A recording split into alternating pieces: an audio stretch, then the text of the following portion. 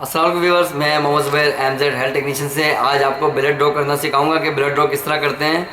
तो मेरे channel Mz health technician को लाइक करें, सब्सक्राइब करें, बेल आइकन दबाएं ताकि मेरी ऐसी मज़ीद और वीडियो आपको मिलती रहे।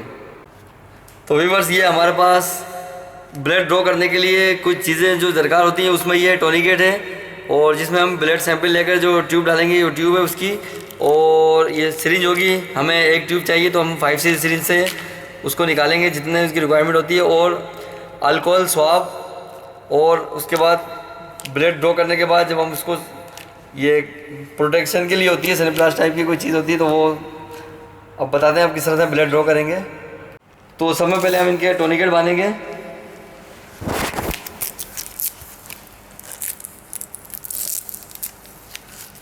उसके बाद अल्कोहल स्वाब से हम स्किन को पहले फील करेंगे हम कहाँ से हम ब्लड ड्रॉ कर सकते हैं इजीली। तो हमें ये बहुत इजी लग रही है, तो इसकी जगह से हम एक जगह, अगर एक दफ़ा हम जहाँ से उसको स्वाब को फिरा देंगे दोबारा उस जगह पर नहीं लाएंगे, क्योंकि वही जरासीम दोबारा से हम रिटर्न नहीं कर सकते। तो इसलिए हम यहाँ से करके फिर हमने साइड से किया और इधर से किया, राउंड कर दिया। अगर हमें दोबारा ज़रूरत है तो हम एक और ले लेंगे, मगर उसी स्वाब को हम दोबारा यूज़ नहीं करेंगे। तो ये देखिए, हमने एक दफ़ा ये इस जगह से साफ़ किया, उसके बाद इसकी पोस्ट वो चेंज कर दिया हमने इसको, ये दूसरी जगह से फिर ये लें, ये ठीक है। अब उसके बाद हमने सिरिंज ली। सिरिंज का जब सिरिंज हम यूज़ करते हैं तो जब सिरिंज की पैकिंग खोलते हैं तो वो लूज़ होती है, वो टाइट नहीं होती है, तो उसको अच्छी तरह से हम टाइट कर लें, ठीक है ना। और इसका देखें, इसमें अभी 1 सेंटीमीटर गैप है, तो ये सिरिंज की लाजमी 1 सेंटीमीटर गैप रखना चाहिए। अगर हम इसको बिल्कुल प्रेस कर देंगे, बहुत सी बॉडी ऐसी होती है जिसमें प्रेशर कम होता है ब्लड का, जब हम सिरिंज डालते हैं तो उसमें ब्लड आता नहीं है, तो हम समझते हैं कि आउट है, होती वेन में होती है, मगर हम समझते हैं कि आउट है, तो हम उसको आगे पीछे करते हैं, पेशेंट को पेन करते हैं। असल में इसको थोड़ा सा 1 सेंटीमीटर इसको देना चाहिए गैप, ताकि कोई ब्लड अगर हम निडल डालेंगे तो उसमें ब्लड के पॉइंट आना शुरू हो जाते हैं यहाँ पे, क्योंकि स्पेस होती है। तो इसीलिए बताना ज़रूरी था कि हम ब्लड सिरिंज यूज़ करने से पहले उसको एक पॉइंट पीछे रखें। ये देखें, इसमें गैप है, ये बिल्कुल बंद है। अभी हम इसको 1 पॉइंट छोड़ देंगे, ये देखें, ये 1 पॉइंट हमने इसको छोड़ दिया, ठीक है। हमने कैप उतारा इसका, और अब हम फील करेंगे, ठीक है। अब हमने इसकी इंस्ट्रक्शन दी,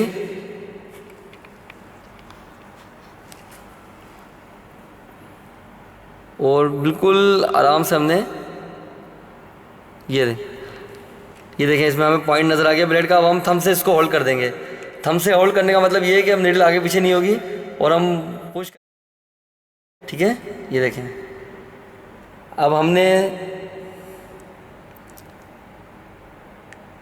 ज़्यादा नहीं लेना, हमने 2 cc इसमें यूज़ करना है, तो हम ये 2 cc ले रहे हैं। और उसके बाद हमारे पास स्वाब होगा, तो हम फ़ौरन से ये देखें, स्वाब में हमने दबाया और निडल खींची तो हमने पुश कर दिया, ठीक है। इसको अच्छी तरह से, बहुत से ऐसे होते हैं कि ये क्या नाम है इसका, उसको मसलते हैं, अच्छी तरह से मसलते हैं तो उसमें स्वेलिंग हो जाती है, तो वो बोलते हैं कि ये क्या हो गया।